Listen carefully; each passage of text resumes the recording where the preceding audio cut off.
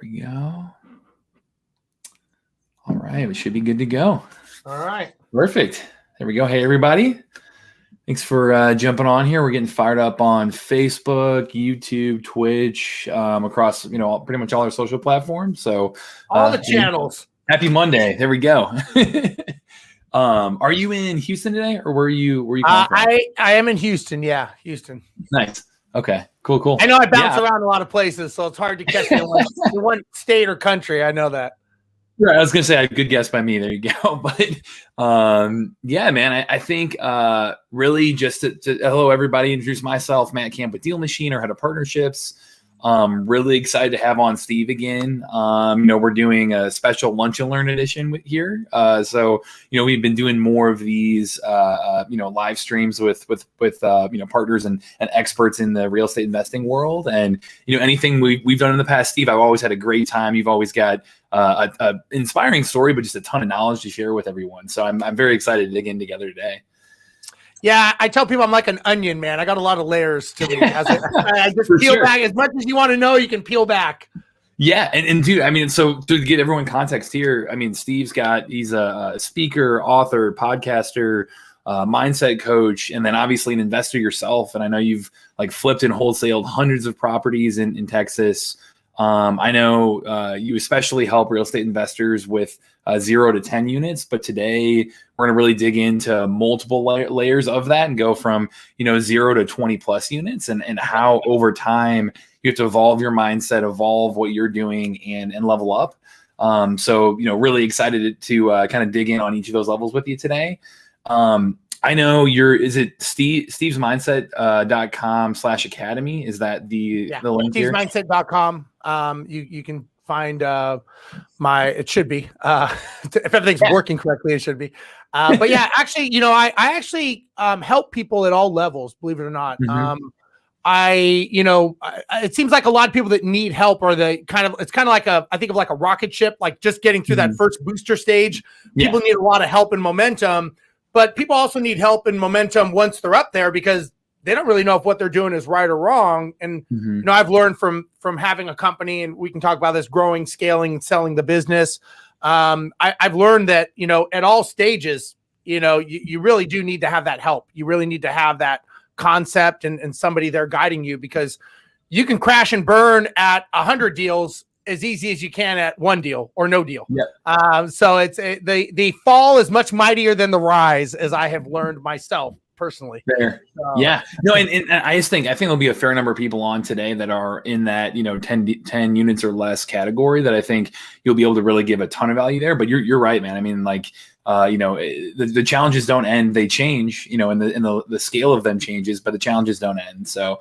I pinned on here the link to your academy directly, because I know that's where you have so much of your great stuff and how to talk through leveling up your mindset as well as leveling up your company, which, excited to kind of jump in that with you today. But, to kind of begin with, Steve, do you mind telling the people a little bit more about your journey? And I know you have an amazing inspirational story, but talk about kind of your personal, journey, and then your investor journey as well. Sure. So like probably many people on here, this wasn't my first choice in life to be in real estate. I actually, to be honest, I never thought I would ever be involved in real estate at all. I never wanted to be an investor or an influencer speaker. One thing you didn't mention, the one thing that I ever wanted to do as a child was to be an airline pilot. I wanted to fly planes. I grew up, that's all I wanted to do. And I studied my whole life, grew up in Los Angeles, born and raised. And I just talked about being a pilot, and I studied for that. And at 25 years old, I got hired with a major airline. I was flying all over the world. I was based in Guam, out in the Pacific, tiny island out by the Philippines. But I had the best job in the world. I had 401k, pension, all that stuff. I was getting paid very well. And that to me was the most safe and most secure job that anybody could ever imagine. And it was up until a certain day in history. And that was September 11th, 2001. And that day, which as we know was the tragedies that happened to our country, that was the day that changed my life forever as well. Obviously the tragedies, but 48 hours after the towers fell, I got delivered a furlough notice that basically said, hey, you know what? we like you, you're a great employee, but you and 1,200 of your other pilot buddies are getting furloughed and we don't need you. And you're going to be on the street with 50,000 other airline pilots. So good luck. And, you know, you want to talk about a gut punch. You know, when you're studying to be something, one thing, and that's all you know, and have this illusion of being safe and secure, and you realize within 48 hours, yes, we had all the tragedies, but within 48 hours of that, you lose everything that you've ever done, and you realize you're very vulnerable. And I'll be honest, it's a very, very humbling situation to be in, because unless I'm flying a metal tube around in the sky, I'm not really useful to anybody.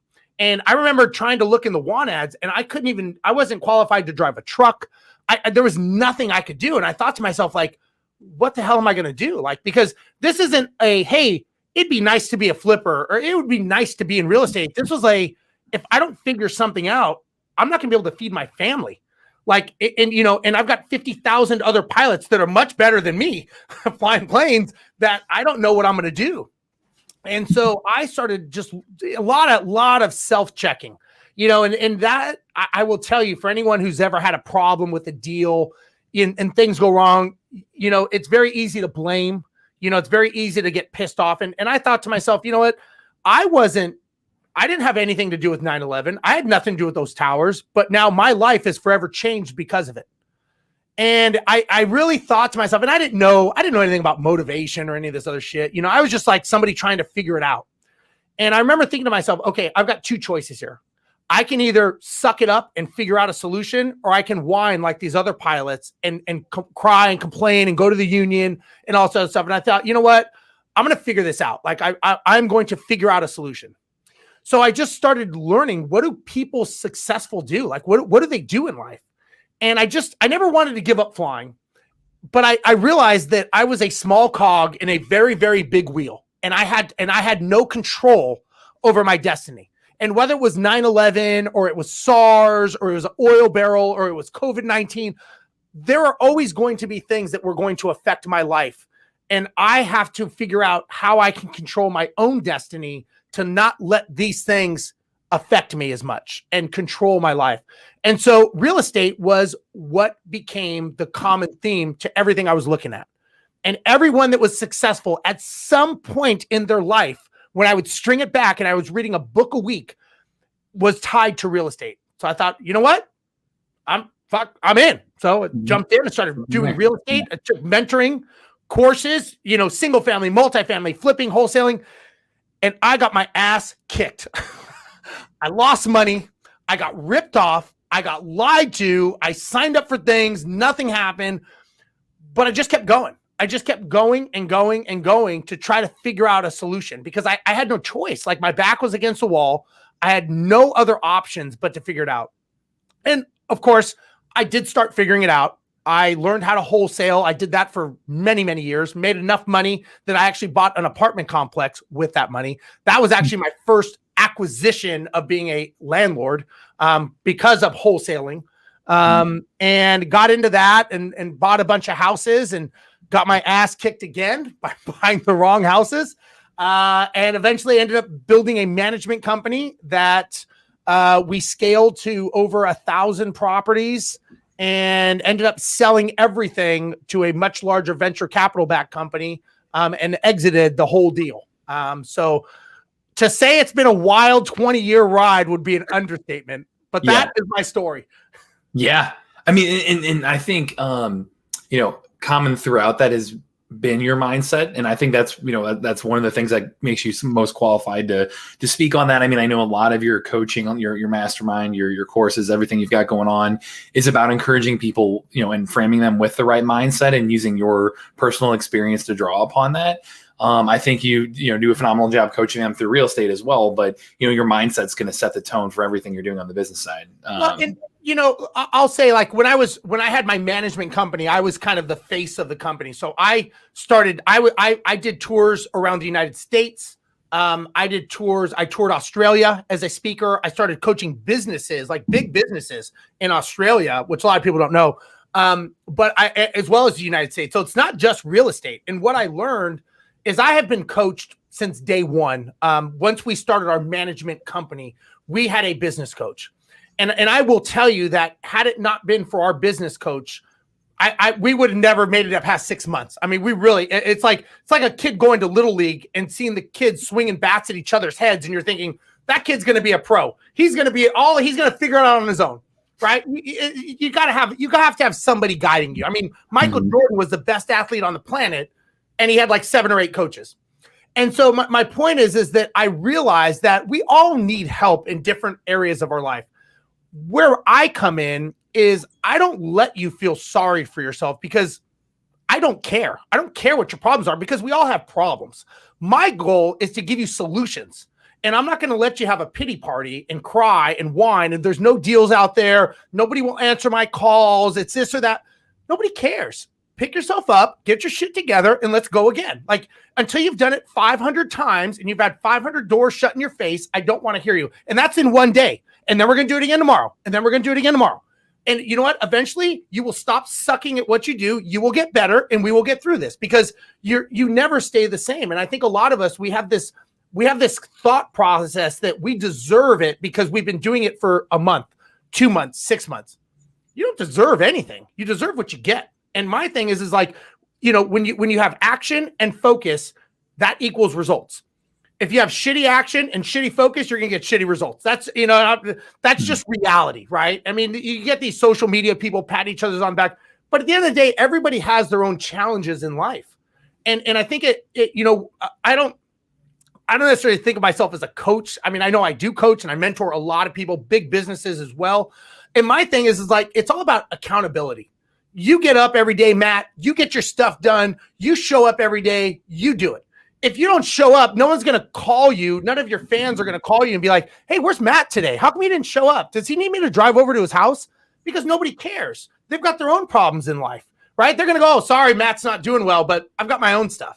And so my thing is you have to put your accountability front and center to anything you do in life. And you know, it's funny because I coach a lot of people and a lot of people tell me, they're like, man, you don't really talk real estate. I'm like, real estate is 4 walls and a roof.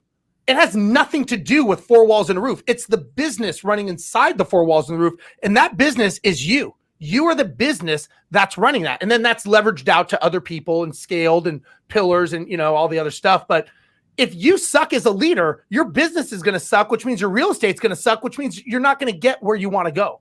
And so it all comes down to, I hate to say it, but when you wake up in the morning, what decision are you making? Are you going to be better than yesterday or are you going to be worse? Because you're never, ever the same. I'll stop. That's a tirade. I'll be done. Go ahead, man. I'm fired up and ready to get out there, man. So yeah. And anyone, again, I love seeing people jump in, Nashville, North Carolina. Yeah. Jump in, say hi, tell us where you're from. And he wanted to give that context so that way people know what questions to ask you as well, Steve, because we want to make this, I've got plenty of questions for you, but we want to make this as interactive as possible too. So anybody feel free to fire away and I will call those to your attention as well. If I don't know the answer, I'll lie and you won't know the difference. So ask away. You are completely transparent. You were like, hey, at least I say it how it is, right? Yeah. So to start with, for me, I know within your Mindset Academy, and then in our past conversations, all of that, you've talked about getting over that initial hump and going from 0 to 1 and being able to start make things happen. So can you talk a little bit about that, giving any kind of playbook you have for that? Obviously mindset, I'd love to ask more about that as well, but and anything in that realm, I'll give you the stage there. Sure. Yeah. So the biggest challenge I see, you got all these platforms out there and I speak on a lot of them and I'm contributing and all the other stuff, but everybody talks all the time about these big syndications, these big deals, and with one thing I've realized is that's not the real world, right? That's not reality. Most people just want to get one deal, right? I mean, the majority of people don't even, because they don't know how to even get on this Ferris wheel called real estate. And I was one of those people. I didn't know how to do this. I didn't know how to get started. And unfortunately, there's nobody there to tell you, okay, Matt, here's the recipe for Matt's success. This is all the things that Matt needs to do to be successful. You go online, you see social media, you see like one person doing one thing, you see someone else doing something, and so you go, oh, maybe I'll do a piece of all these things, because there's no one to say, no, Matt, don't do all these things. you do this one thing. So the first question a lot of people want to know is, what is the one thing that I should do? Well, if you look towards the end of your goal, where you're going, I use this a lot when I coach people and in my mastermind of, we'll call it your Disneyland, right? So your Disneyland is your goal, right? So that's how we have to know where we're going. So I'll give you an example. Sometimes I'll give a basic generic example of 20 properties, giving you $20,000 a month in cash flow in 20 years. The reason that's a goal is it's specific, it's measurable, it's time, and it's actionable and accountable. You can actually, you know what that goal is. I need 20 properties, 20 years, 20,000 a month. Okay. Now that's our Disneyland in life, right? And a lot of people, and again, nobody ever told this to me. And I wish I could have saved, I probably would have a full head of hair like dreads if I would have done this, but nobody ever told this to me, right? No one ever told me, hey, Steve, get a goal first and work it backwards. And I wish I would have, because it would have really expedited my growth. And what I tell people is, once you know where you're going, now you start backing it up. So once we know the Disneyland, now we got to look at the strategy. So let's use it. Let's say you fly into LAX and you go, okay, we're going to Disneyland. That's our destination in life. Okay, great. So I'm going to take the 405 to the 105 to the 5 freeway. We're going to exit Disneyland Drive. We're going to make a right. That's called our strategy. Now, the strategy in real estate is I'm going to do buy and hold, short-term rentals, BRRRR, syndication, multifamily. Those are all strategies. Many people, myself included, we would say, what's your goal? And I go, my goal is to have 10 properties. That's like saying I'm going to get on the 405 freeway. Where are you going? Right? Where are you going? Don't know. So that's the challenge, is we don't know where we're going. We think the strategy is the goal. So we don't know our definitions. The last piece of the puzzle, which is the least important, is the tactic. The tactic is, what kind of car are you going to drive? You're going to drive a motorhome, you're going to drive an RV, you're going to drive a car, motorcycle, or you're going to take a snowmobile.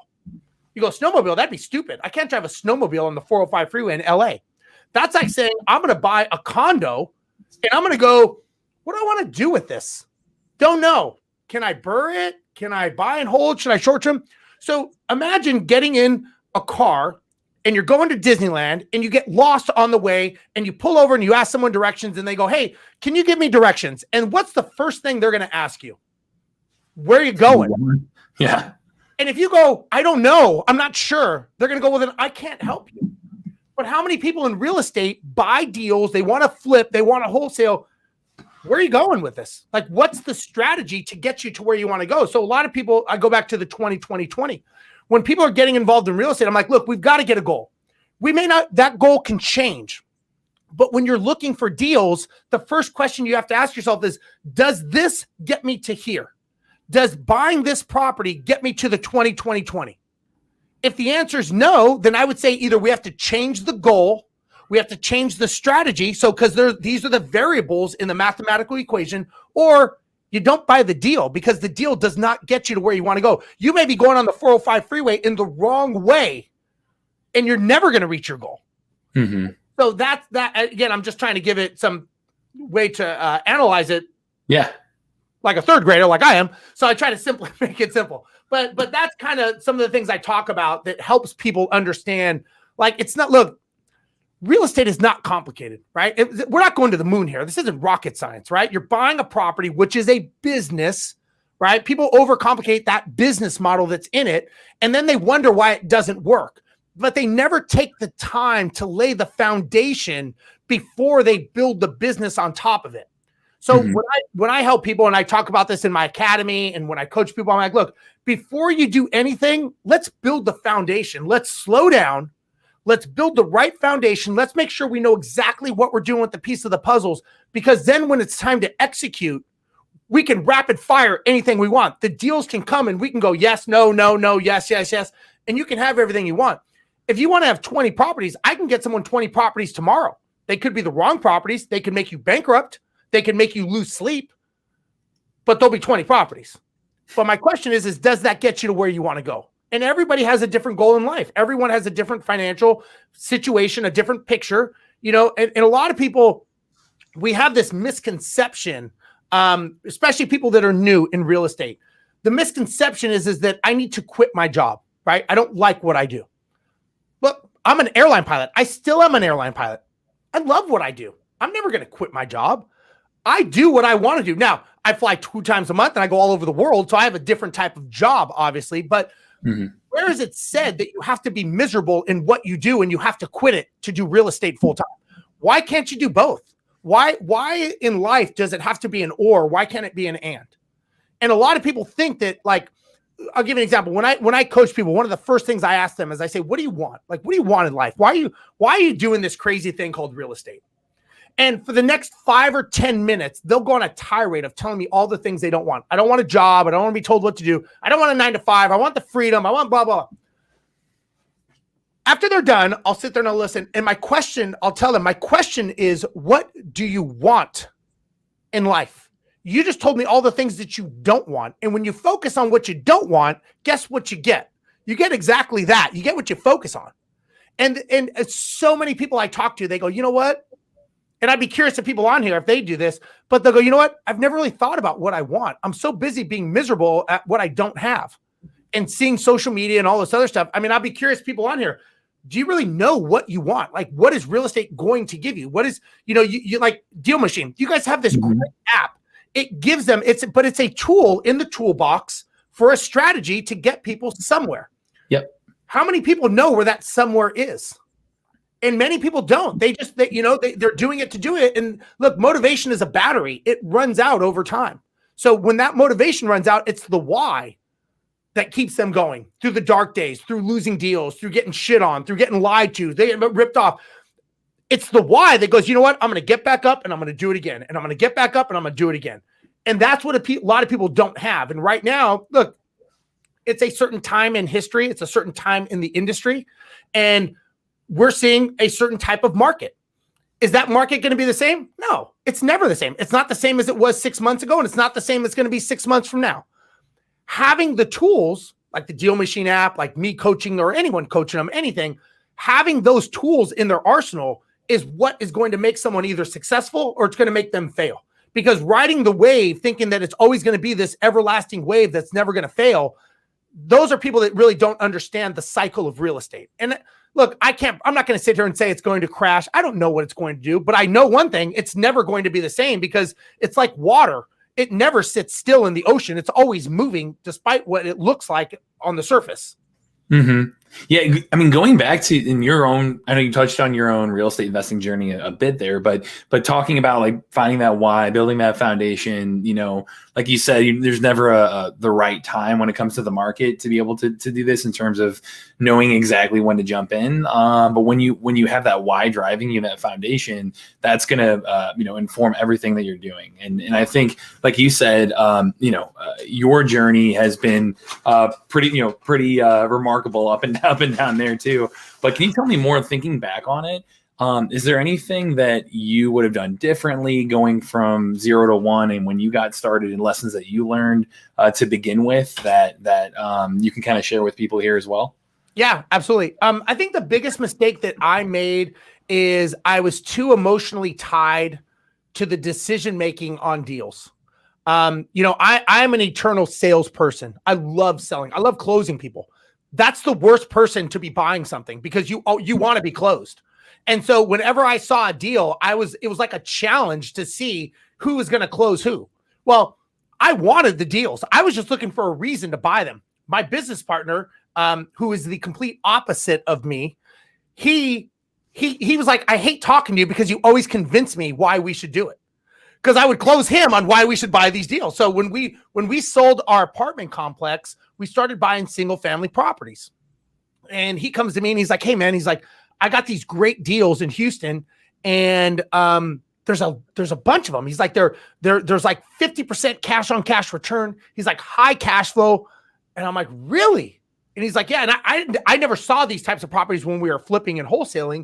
And he's like, yeah, man. He's like, we buy them for like 40 grand. We rent them for like 900 a month. He's like, they're low income houses. And I'm like, is there a lot of them? He's like, dude, there's tons of them. I'm like, really?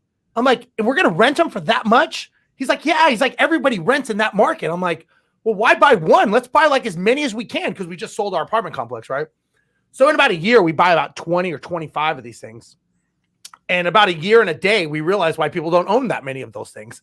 Because next thing you know, people started calling us that they can't pay their rent and they got maintenance problems and they got this and they got that. And all of a sudden I'm like, wait a second, like this isn't what I thought it would be. And that was like the tail of the tip of the tail of a very large dragon that was basically, we just awoken. And, you know, I was too emotionally attached. And the one problem I will say that maybe other people have is I kept thinking that I could fix the problem and I wasn't listening to anybody else. The numbers were telling me it didn't make sense. The financials, nothing was making sense, but I kept thinking to myself as an ego, I let my ego start making decisions and I was like, I can fix this. So what did we do? We bought another 20 of these crappy properties thinking we're halfway through the hill. Let's push on through. And imagine having a big bonfire and throwing a barrel of gasoline on the bonfire and it just explodes in your face. That was about what happened after we bought another 20 of these properties. So now we got like 45 or so of these properties. And it went from bad to horrible. I mean, I'm talking horrible. Mm-hmm. Everything, you know, we weren't financially set. We didn't have the reserve set aside. We were basically just trying to push through energy. We thought through motivation we could fix this thing. We had a hurricane come through. We lost like half of our roofs. We didn't know how we were going to, like at first, I remember this very clearly. I remember thinking to myself, man, these people, like all these roofs are gone on our properties. I'm like, man, how, you know, what are they going to do with all their belongings? You know, you're thinking of their safety and everything. And I'm like, man, this sucks, you know? And all of a sudden I'm like, yeah, they're not going to live here. And all of a sudden it's like this slow thing started evolving. And I'm like, if they can't live here, they can't pay rent. If they can't pay rent, how am I going to pay my mortgage? I've got 25 mortgages now that I have to figure out how to come up. And we had no money. And now all of a sudden that became my problem because I wasn't funded correctly because I didn't run it like a right business. So kind of going back to what you said, just not having the right vision was a huge problem and letting my emotions. And I had this tunnel vision and, you know, I wrote a book. And in my book, I talk about like, we had this break. Everybody gets that 0 point, right? You get that low point in your life. And we had, my business partner and I had that low point in our lives. And we were like, all right, this is it. Like, we've got to make some changes. And that, luckily that low point actually is, you know, when you're at your lowest point, right? Financially, mentally, functionality wise, things start to get better when you make, when your should becomes a must and you have to start doing things. You'd be amazed at how you start making decisions of how things can be done. And that was kind of the turning point for us, but we had to get that bad. Like we did it to ourselves. I will tell you, one of the worst things about all this is when I was going through these trials and tribulations of these bad properties, we had an 8-month average tenancy. Okay. So tenants only stayed 8 months, which for those of you that are new, that is not good. We had a 30% eviction rate. And then when they would leave, they would take parting gifts like wiring, electrical, stoves, air conditioning units. So every time we had a make ready, it was almost like a mini rehab. So our maintenance costs were 3 times the amount. So yeah, on paper, it was a 50-something% return on our money. On reality, they were all losing money. And so, you know, I just realized that because we were making emotional decisions, that was the worst thing we could do. And the data and the numbers were telling us different and we chose to ignore them. And that was a mistake. Yeah. And I mean, I think you do, you know, talking about that journey, I think you do a great job with all the stuff you're putting out there, but especially in your academy around how to kind of level up from that initial 0 to 1 to 1 to 5, you know, 5 to 10, 10 to 20, 20 plus, kind of, you know, addressing the new challenges that come with each stage, like you're talking about. Can you maybe walk us through that and how things evolve over time and Sure. you know, give us the lessons you've learned, you know, throughout each of those stages? Yeah. And I talk again, I go in depth in the academy and in the video courses, because the person that you are at 0 deals, right? You have to change and you have to evolve to become someone different, right? So who you are at when you don't even own real estate, you're in kind of one stage in your life. And then when you get to 1 deal, okay, you could probably go back and self-check and you could probably, and I talk about this in my course. I'm like, okay, what things actually went right and what things went wrong? And how many things did you actually fear that never even happened, right? Because we always have this big monster in the closet that we think is going to happen, right? And so I talk about this and I explain that, look, that's just our mind playing tricks on us, right? We have 70% of the thoughts that go through our brains are negative. So we always are going to think, how many people did you say, hey, I'm going into real estate, and they were like, man, you're going to be a millionaire. You're going to kill it. No, everyone's like, why would you want to do that? Tenants, toilets, turmoil. Why would you? That's horrible. But because everybody wants to think negative. It's just natural, right? So very rare does somebody encourage you to do it, right? Because a lot of times they've got to actually ask themselves, well, if Matt did it, maybe I need to start thinking about myself and I need to start doing some shit. So that's the first thing. Second thing is, once you go from 1 to 5, you have to start changing again how you think. You have to start actually thinking about your time, right? The one thing we all have, no more, no less, is 24 hours in a day. Mm-hmm. How you start allocating your time and what you choose to do, and more importantly, choose not to do, starts becoming a factor. So I start teaching you how to start actually segmenting your time, right? Some of that means segmenting who you hang out with, right? And so you've got to be careful the people that you hang around. Despite what you think, not everybody wants to see you successful. So why would you you only have 24 hours. Why would you spend your time with them? Because they don't want to see you successful. So you've got to be around people that want to see you succeed, because like creates like, right? Mm-hmm. And so then I start talking about, how do you actually start scaling your mind to go, okay, can I do this? Yes, I could do this task. Should I do this task is a better question. One of the things that I do in the course is I have you do a 2-week time study. And for those of you watching, I'll give you a freebie here. When you do a 2-week time study, you would be amazed at, number one, how unproductive you are. And number two, how inefficient you are with your tasks. And number three, things that you should not be doing that you're doing. That is not a good use of your time. I'm a big, big believer in systemize, automate, outsource. Because again, you've got 24 hours in a day. If you want one property, how do you get to 20? You're not going to get any more hours. You have to learn how to start scaling your time. And you've got to learn, what should I be doing? What should I not be doing? What do I outsource? What do I automate? What do I systemize? And then I start talking about, as you keep scaling, now you got to start building your team. So I go into going, okay, and again, I'm giving you the highlight, but in the course, I go into, okay, who needs to be on your team to scale? Because you should not be doing everything. As a matter of fact, at the end, you should be doing nothing, because the definition of a true business model is a commercial, profitable enterprise that runs without you. And that was taught to me by one of my mentors. The question is if you have to be involved in any piece of this puzzle, you don't have a business, you have a job. Because if you stop showing up, the business stops working. Well, it's not a business, the job stops working, which is not look, we don't do this to be more busy. We all get it. All of us watching this, probably, we do this because we want more freedom. We want more time in our lives. We want to do what we want when we want to do it. And we don't want to have to worry about money, right? I'm guessing most people on here, that's what they want. That's what I want. So the question is, are you actually doing that, or did you trade one job for another? And many times, because real estate has no rules and there's no Matt Camp rule book that says this is what you need to do to be successful, you go, I don't know what I should do, so I'll do everything. And it's like, no, you should be doing nothing. You should be the one working on the business, creating systems and procedures, and let other people work in the business so that you can scale it. But because there's no one there to tell you, Matt, this is what you need to do today, you don't know what to do. So a lot of times we have that self-sabotage and we have that imposter syndrome where you go, well, I only own one property. I don't really own a business. Well, I guarantee you, if that's how you think, you're never going to own a business. It doesn't, you don't just break through this glass ceiling and one day you're this successful business owner that everything runs on its own. It doesn't, you're not going to get fairy dust that people sprinkle on you at nighttime and all of a sudden one day you're like, I own a business.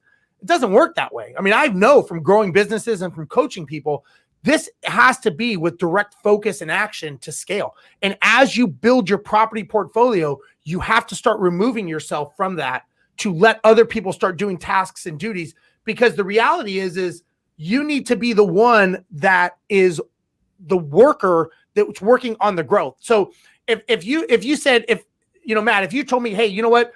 I want to own 20 properties in 20 years. Well, your job is to make sure that everything is running correctly, because there's challenges coming that you don't even know exist yet, right? And so what I would tell you is you have to be the leader, not the doer. And a lot of times people mistake leadership for management. And a lot of times people are managers thinking they're leaders. So a leader, when you own real estate, believe it or not, you have to be the leader. The leader says, hey, you know what? We're going to go charge that hill. We're going to buy 100 houses. I want everyone to come with me. And everyone's right behind you because they believe in the vision that you're creating. The manager says, if you don't follow Matt, you're fired. There's a difference. And a lot of people, they don't understand the difference. A lot of people think that they're leaders, and they're really not. They're just managers that they have the leadership title. And so a lot of what I teach you in the course, I don't teach you how to buy something per square foot. There's a lot of people out there that teach you that. I'm teaching you, okay, which tool in the tool chest do I need? But more importantly, I was taught early on, there's an acronym out there, and I talk about it in the course. It's called B times do equals have. And this was by one of my mentors. And I don't know if Brad Sugars was a mentor of mine, very, very successful coach. And I don't know if he created this or not, but I'll give him credit. And so a lot of people will come up to me and they'll say, Steve, how do I have what you have? Like, you've got this big real estate portfolio. You're in all these deals. You're speaking. I want to have that life. What do I have to do? Right? I will do whatever it takes. If I have to work 25 hours, I'll figure it out and get 25 hours, right? I'll do it all. The problem is it's not what you have to do to have that life. It's who you have to become. It's the B part that everyone misses. You have to become that successful person. We all know what we have to do, right? We all know how to put in work. We will work as entrepreneurs. Most entrepreneurs, 95% fail in the first 5 years. Why? Because they're focused on the do. They're focused on the how. They're not focused on who they have to become. So you have to change that B part. And so that's why when I coach people, when I help people, I talk about building that foundation, because that to me is the most important thing. Yeah. Yeah. I mean, and I know you touched on it briefly a minute ago there, but talking about, like you said, surrounding yourself with other people that you truly, I'm a believer in, that you're truly the sum of the people you spend the most time with, So leveling up who you're around, leveling up the networks you're in, the coaches you're working with, the tools you're using, all of that's going to contribute to the habits that you build and how you level yourself up to experience success like that. So, very much. I mean, do you think, thinking back on it, I know you said don't focus on the do necessarily, focus on the B and the mindset and the why and what you're bringing to it. But that being said, thinking about the actual execution on it, are there any things in your journey that you changed in terms of your habits or the strategies you were using or the tactics you were doing that had disproportional outcomes, like that were maybe a smaller tweak or a smaller tip that you did that really led to something, much bigger? Well, yes. A lot of it goes back to me forcing the deal, right? And I would always, I had my numbers. I had pie in the sky, I had actuals, and then I had worst case. And what I wanted to is I would always go to the pie in the sky for the things I wanted. The other ones I would skew the other way. So they'd be opposite ends of the spectrum so I started just trusting the numbers, and I started going with the middle. And that it seems so simple, but you get a property and it's like, well, okay, I'm getting this property for 120 grand and it rents for anywhere between 1,700 and 1,400 a month. But what if I got 1,780? It's like, where'd that come from? Like, it's only 1,700 or 1,400. Yeah, but if I got 1,750, if I got 1,750, now look what it does to my numbers. So that's what I would do. And many people do this, and this is where they get in trouble, and I'm one of them, is I'd go ahead and I'd put it on the market. Well, let's do 1,795. Then we can come down to 1,750, so we're giving them a deal. And crickets. Then I go to, okay, I'll go to 1,750. Crickets. And the thing that I learned about this, and this is a great lesson for people, is that the problem with doing this is that the property goes stale. Right. So if you have a rental property and you put it above market and you don't listen to the numbers, the property goes stale. And so all of a sudden it looks like that property has a problem, because in search algorithms, as you know, SEO, that property is a $1,400 to $1,700 property. If somebody looks at that property up here and they go, oh, I'm looking in the 2000 to 1700, this is 1795. And they look at it and they go, that's a piece of crap house. I would never pay for that. So you basically, you're too cheap for the nicer market that I've tried to put myself in, and I've priced myself out of the lower market so people don't even see that because they're only doing 1700 to 1400. They don't even see my property. And that was a big, big lesson. And again, I own a management company. We managed 1,000 properties. We had a lot of vacancies, every month. And we learned that was a big challenge for investors as what the reality is versus what the numbers are. And one of the biggest lessons is those numbers are cyclical, right? Numbers change. Just because you bought a house in that area for a certain price 3 years ago, or you rented it for a certain price, don't expect it to be better or more expensive or the same than it is today. The market changes, and you've got the numbers are giving you that story. And with Deal Machine, right? It's just giving you data and numbers, and you've got to respect that. Yeah. And Steve, I love anyone who wants to keep commenting on Facebook, YouTube. Again, feel free to ask questions. I was going to say, Steve, I love the the Facebook comments saying, "Hey, this is pure gold," and people are getting fired up from this. This is great. Yeah, good. I'm glad. But yeah, I mean, feel free to, again, we've got, there are 15 minutes or so. If you want to ask specific questions to Steve, I have plenty, but want to give everyone the opportunity as well. One thing I wanted to go back to that you mentioned a little while ago was your partnerships. And you said you and your partner are opposites, and that, it sounds like that's a pretty beneficial relationship for you there. Depends on the day, but yeah. Yeah. Long term, that's a great way to approach how to evaluate a partner. But I'd love to hear your thoughts on finding partners, evaluating them, how to win them over, all of that. Yeah, I was very, very fortunate. My partner and we're still good friends, even though we sold our business. I mean, we used to joke saying we could divorce our wives before we could divorce each other because we had so many deals together. And he was, if anyone's looking in partnerships, there's a great book called Rocket Fuel by a gentleman named Gino Wickman. And it talks about the visionary and the integrator. And every successful business normally has these two people in this equation. The visionary is the person who's out in front, gregarious. They're out there, they're shaking hands, kissing babies, making waves. The integrator is the one who's actually making shit work, right? They're the mushrooms in the back room, making processes, procedures, making it work. I was the integrator. I was the visionary. He was the integrator. And we were very, very good at staying in each other's lanes. You got these crossovers. I mean, we're business partners for 17 years, different businesses, flipping, real estate, all stuff.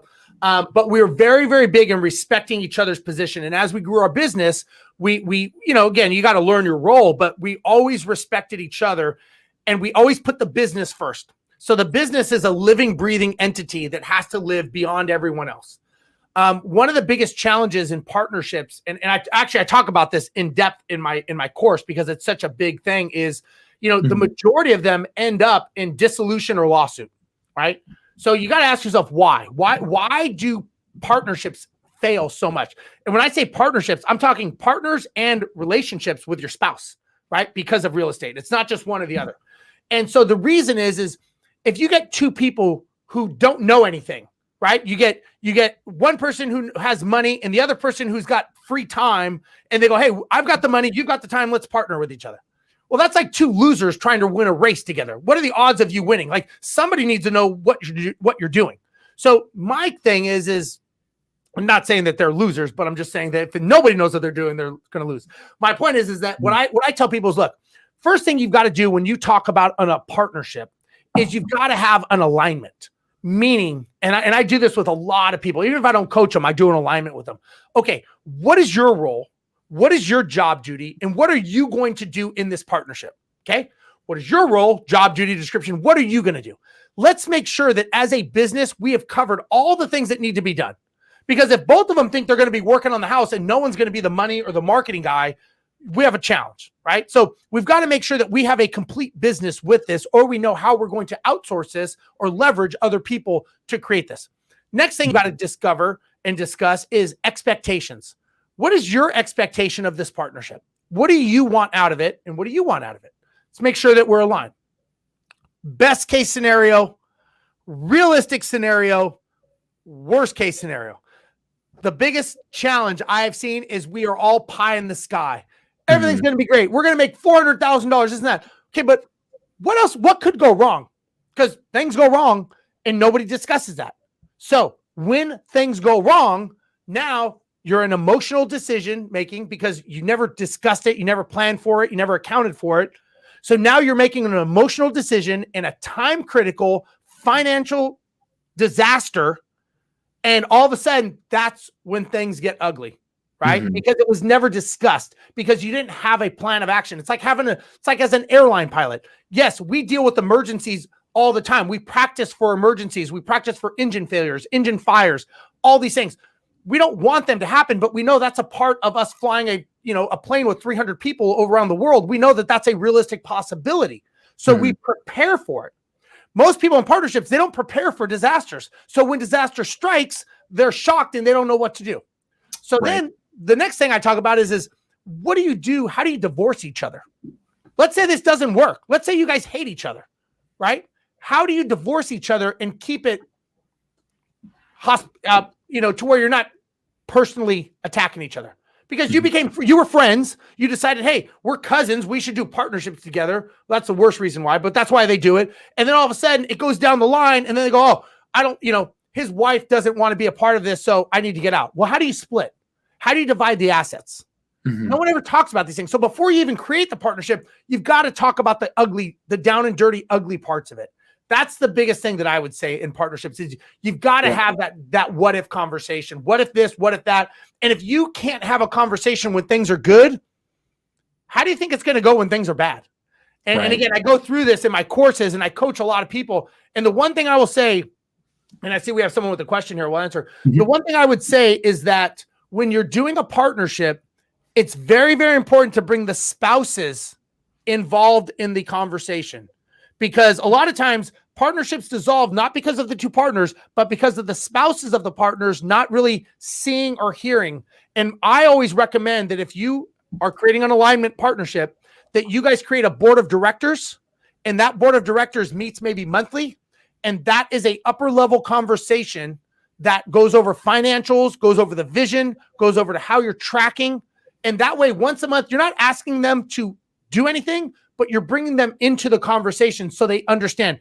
And that is where you'd have your conversation. If a spouse is having an issue with how much time commitment or something's going on, or are we on track or off track, it's done as a group, and it's not done through one partner to the other partner, because that's where a lot of friction happens. So that's my recommendation on that.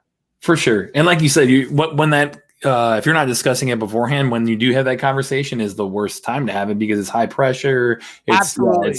So there's a lot of factors there, but you're right. I want to get to this Facebook question here. So about the market. So saying like, hey, do we stick to the traditional MOA method pre-COVID during these high price times? For example, 100K home offer 50K, now 100, 250 or 125K offer now 50 or 75. Like, are you adjusting how you are running the numbers right now? Yeah, I think, it's funny. I was just coaching one of my clients about this, and he was like, man, I can't find any deals. And I'm like, the problem is it's salmon season and you're fishing for trout. So in a seller's market, you have to do certain things. In a buyer's market, you have to unwrap your tools and go to another arsenal. So there's 5 ways that you buy reasons. There's 5 reasons you buy real estate that I've been taught.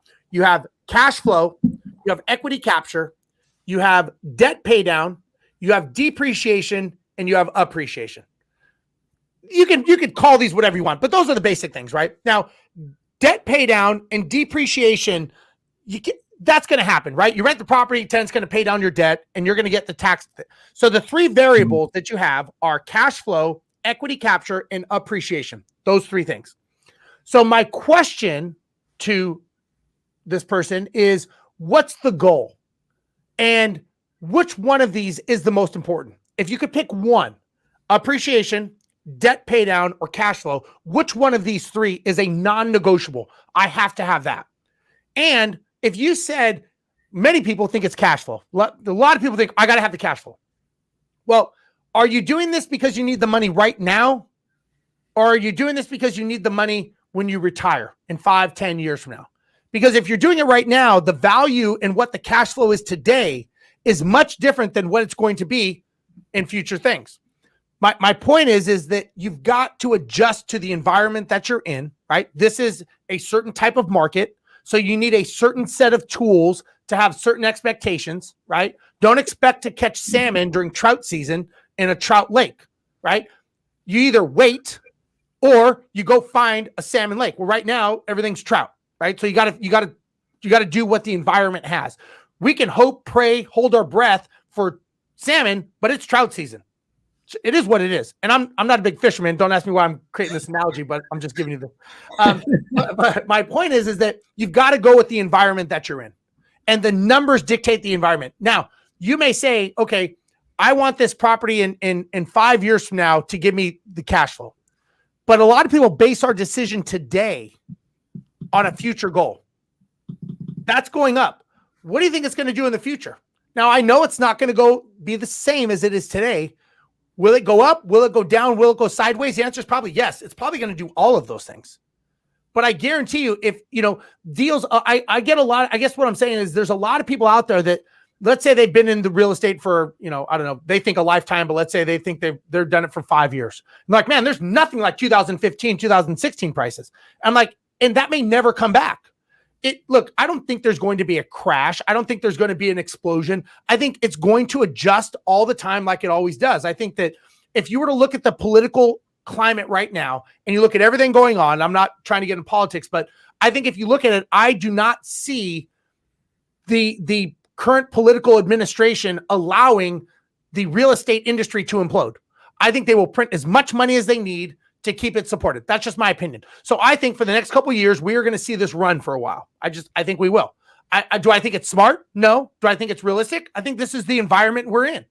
Is it superficious? It may be, but this is the environment we're in. So I think it makes sense if the numbers make sense today, yes.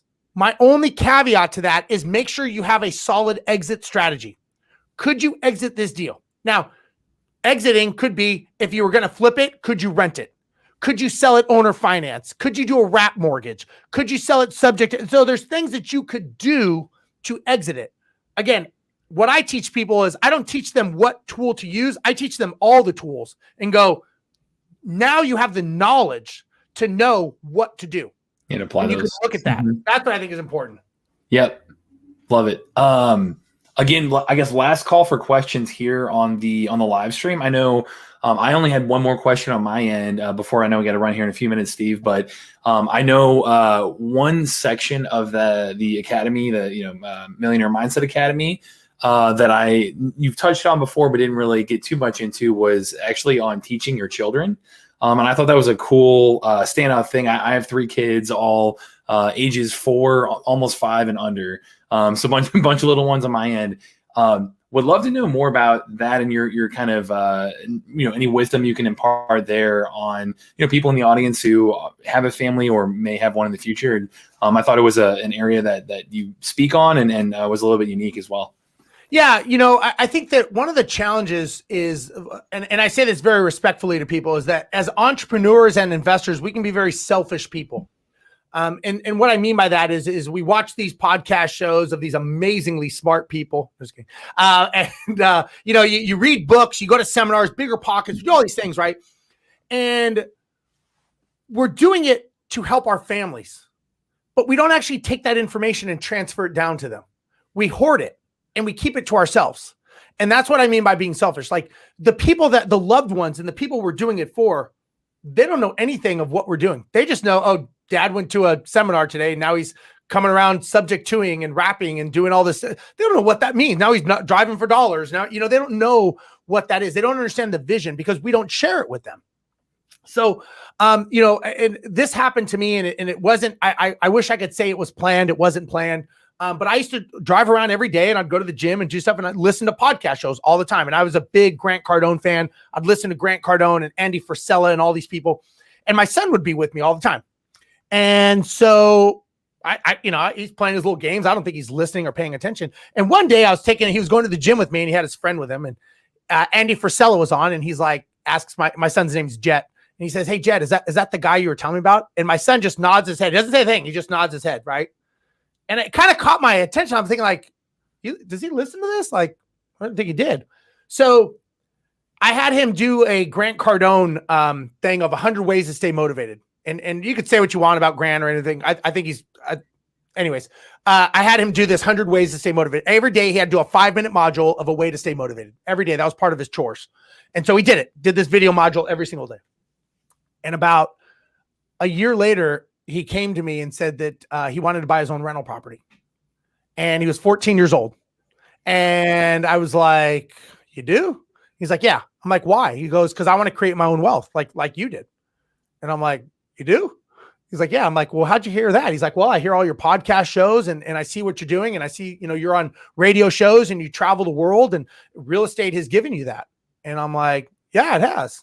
And I'm like having this conversation with my 14-year-old son. Yeah, I'm like, so I'm like, so I started explaining it to him. I'm like, well, we started going through the gymnastics. Anyways, long story short, he bought a rental property.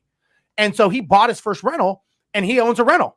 And a lot of people ask me, they're like, well, how did he get a loan? And how did he do the comps? And how did he have that conversation? I'm like, you're asking me the wrong question. You should be asking me why. Who did this kid have to become to all of a sudden own his own rental property? Because now this kid's got his cash flow. He understands how it works. He runs the financials on it. And he was interviewed on a podcast show about 2 years later. And they said, what did you learn the most? And he said, I learned how money works. And he goes, I learned. So he does other things now where he buys and sells stuff, but he understands you put your money in, you get a return from it. You take that money, you roll it into something else. And I'm thinking to myself, fuck, this kid's pretty smart. Like I never would have, like I didn't. No kidding, man. I'd buy 40 houses, get my ass kicked before I figured that out, But so my point is so at that point I started realizing like, we owe it to ourselves as people that are out there. Who's teaching the younger generation? Right? There's nobody teaching them. We're all thinking outside the box, right? Here's a box. I'm over here. We're all thinking how to be that new person. But how are we teaching the younger generation to think outside of that box? And how are we actually training them? Right? Ashley Kerr, the rookie podcast show host, I was coaching her for a little bit, good friend of mine. And she used to tell me how proud she was that she would take her kids on job locations she was doing DIY rehabs. And I'm like, well, congratulations. You're teaching your kids how to be employees.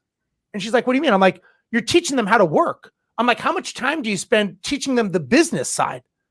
And she's like, never. And I'm like, you're teaching them to be employees. I'm like, there's nothing wrong with that, but make sure you're not teaching them real estate. You're teaching them how to trade time for money. Why don't you teach them the business side of what that real estate's doing? And that was and she was like, you're right. And so she changed it and started doing that. And she was like, man, that was a big shift for her. And I do that with a lot of people because that's what we know, right? That's what we're trained to do. Oh, how much does he sweep up the house? I'm like, my son's seen the house 2 times. I don't want him to see the house. We hired a management company. That's what business owners do.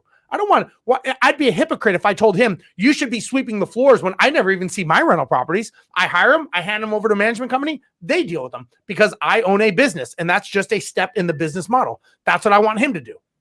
So Love this, man. Yeah. I again, appreciate your time so much. Don't want to run up too far against the clock on you. Yeah. It seems like people enjoyed this. So again, Steve, thank you so much for coming on. I really, appreciate even the dad advice there at the end as well. So my pleasure, man. I appreciate you having me on and hopefully everyone got something out of this today and they're able to at least take some knowledge away, from this. And I'm sure as other people watch it in the future. And, if I can ever help people, I love giving back. Everyone who knows they reach out to me. I'm always accessible and available just to help out. I try to give back as much as was given to me. I can attest to that too. Every time I talk to you, I learn something new or you've been super helpful. So where can people get in touch with you or where can they follow up with you from here? Sure. They can go to my website, steverozenberg.com. So it's Steve Rozenberg. They can also, if they want to learn more about my mindset academy, stevesmindset.com. Or if they want to follow me on social media, I put out a ton of stuff on my YouTube channel, which is Steve Rozenberg, Instagram, Rozenberg Steve, or Facebook. So, again, I am a content producer. I produce a lot of content, some good, some bad, some sucks, whatever, but some of it's all over the world. I travel as an airline pilot still. So a lot of people get to see some cool stuff that I get to do. And I'm just glad that I can give that to people. So if you want some free stuff, if you want to talk about coaching, joining my mastermind, any of those things, I'm happy to help you. And, again, I give as much as I can to help as many people as possible. Yeah. Well, hey, our whole audience appreciates it. Thank you so much again. And, looking forward to the next one together. My pleasure. Thanks, Matt. Appreciate it. All right. Thanks everybody, to everyone watching. Happy deal finding.